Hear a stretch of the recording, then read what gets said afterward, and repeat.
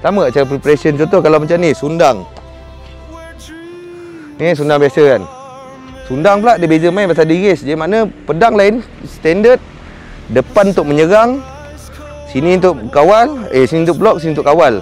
Kalau sundang pula dia attack daripada sini. Lepas tu kalau sundang bila main dia mengiris. Mana bila kita masuk tu dia akan terus sap sasaran tu pergi kat sini.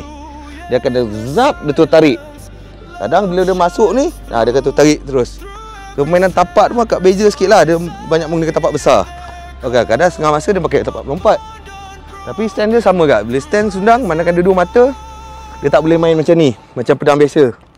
Takut infect kat di sini. Macam mana dia biasa sundang, mata mesti ke depan main. Contoh kalau kita nak standby sundang, okey. Masuk, 1, 2.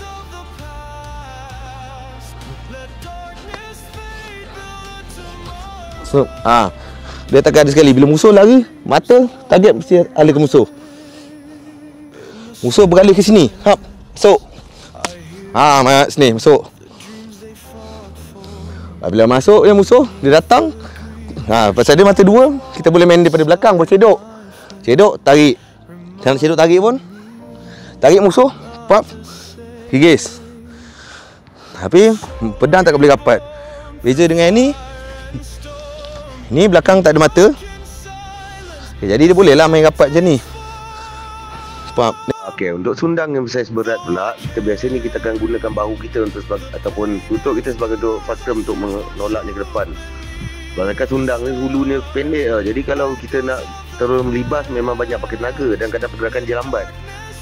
So caranya kita tolak guna ni, bahu boleh, guna lutut boleh. Satu lagi cara pula kita gunakan tangan kita sebagai faktor di belakang. Orang kata teknik menimang bilah. Kita letak kat belakang tu dan kita jadikan dia sebagai faktor untuk kita gerakkan sundang tu. So maknanya sekadar tangan belakang untuk menggerak sundang, yang depan tu untuk kontrol sundang tu.